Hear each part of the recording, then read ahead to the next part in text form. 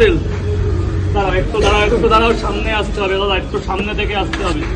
3টে পরোটা আনলিমিটেড তরকারি, যে তরকারি পরোটা দুটোই গরম, হাত দিয়ে দেখতে পারো। 3টে পরোটা আনলিমিটেড তরকারি, যেটা পার্সেল বললেন স্যার।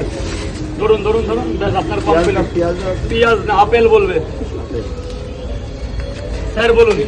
এদিকে সরে আসুন, সরে আসুন। 3টে খাবেন তো?